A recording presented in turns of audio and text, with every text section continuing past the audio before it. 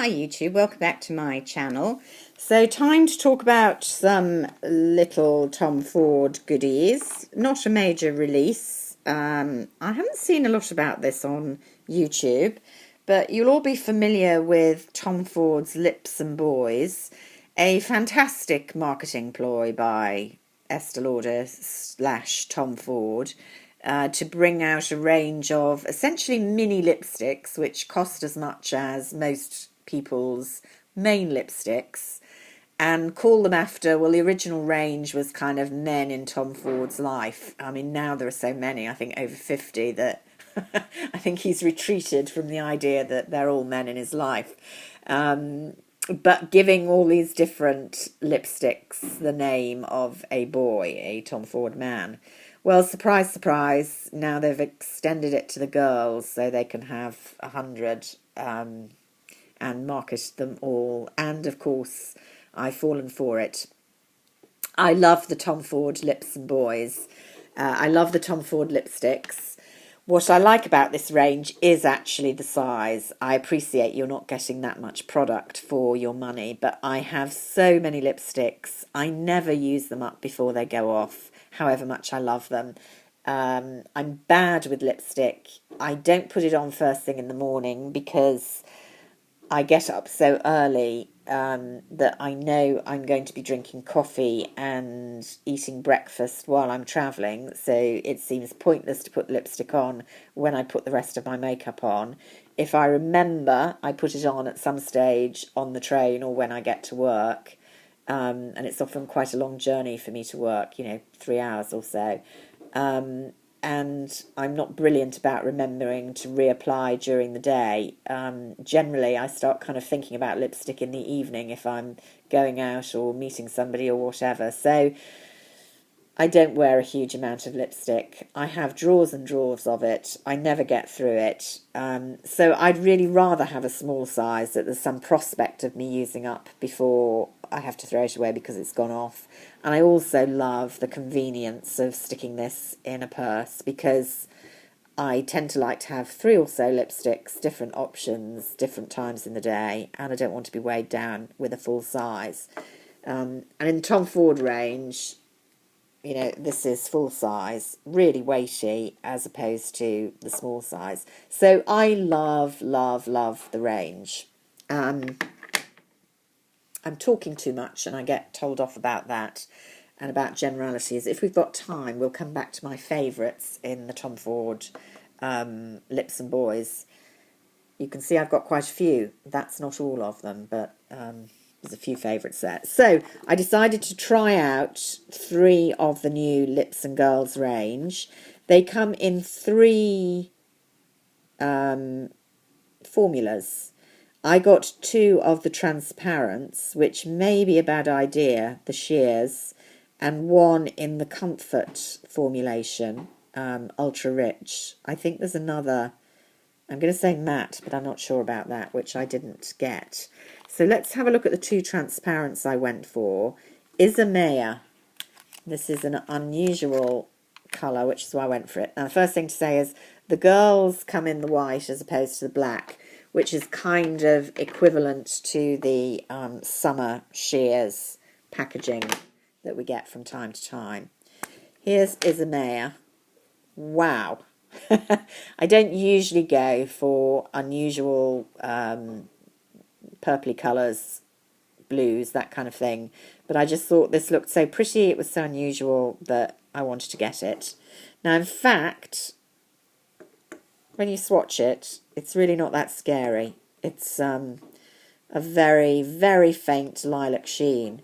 And honestly, on the lips, it just looks like a sheen. I've got quite neutral but cool-toned lips, and this basically doesn't show very much. So in one sense, it's a bit of a waste of money, £29 for a pretty lip balm, effectively. If you're not a collector, give that one a miss. There's also a blue, which I believe swatches very similarly to that one.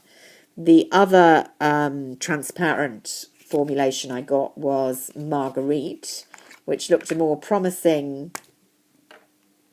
colour. I do like these pretty pinks. I think they're often quite brightening on the face, especially for us oldies. But again, you can see there, it's giving a bit more colour payoff. And it does show faintly on the lips, kind of pretties me up a bit. It's just a very pretty, lustrous shade. Do I think it's worth £29? Probably not. So I will use it. I do like it. I don't really recommend it unless you're a stupid Tom Ford fanatic like me. Valentina, on the other hand, in the Comfort Ultra Rich formulation, I think is more promising. This again is a sort of shade range I go for quite a lot. Don't know how that's looking. It's a medium tone plum, but with this kind of micro shimmer that Tom Ford does so well. Now, it's not a groundbreaking colour, but it's really, really pretty, and it's really, really flattering, and it's going to flatter a lot of people. A nice formula. Is it Ultra Rich? All his formulas feel nice on the lips. They don't last stupendously long. I think if you're really going for value, you're going to try and go for the kind of mattes, I think, which the more expensive ranges do well. But I think really what you go for with Tom Ford, along with the luxurious packaging and the marketing, is his ability to take quite unusual colours and make them really, really wearable with, you know, the kind of way they're presented with shimmer or luster, that kind of thing. What might you have in your collection that's similar? I haven't actually done this exercise, but let's just have a look with a few of the kind of plums I've got in Plums and in Lips and Boys. That is one of my favourites, called Kingston. You can see immediately it's both more matte and it's much more vibrant. So that's not a good comparison. Let's try, have we got Drake? Yeah, this was one of my favourites last year. Now, there you can see immediately, they're in the same sort of colour range. Drake is definitely cooler and more bluey. There's Drake. Yeah. This Drake looks absolutely fantastic on. One of my favourites of the Lips and Boys. So if I had to choose between the two, I would definitely still go with Drake. But I do think this Valentina is very promising and very pretty as well. Let me show you a couple more of my favourite Lips and Boys. That's Ian. You can see I have used it quite a lot, although it's not generally my type of colour, but it's a great kind of work colour. Is this Jude? Yeah, Jude. Here we go.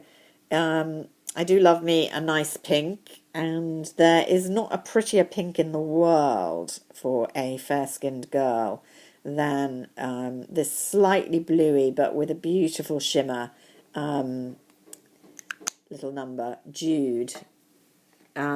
Here's one I have for sentimental reasons. William, name of my father, now sadly deceased.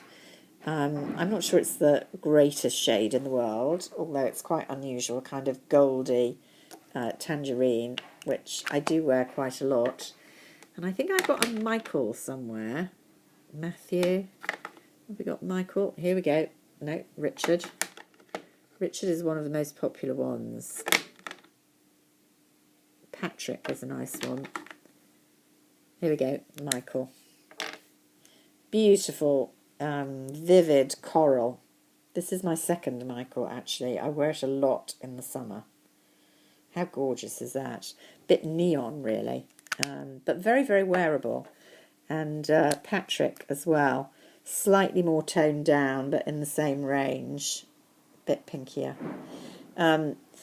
So, yeah, you can tell. I love Tom Ford and his boys. I'm less keen so far on the girls, but I think I might have made bad choices with those shears. And I think it's perhaps not the best time of year for them to have been released, because they probably are going to be more appealing in the summer, when he tends to, release these more sheer colours for wearing on the beach. So yeah, Lips and Boys, Lips and Girls, great marketing ploy or fantastic range. You decide. Let me know in the comments. If you enjoyed this, please give it a thumbs up. And until next time, bye for now.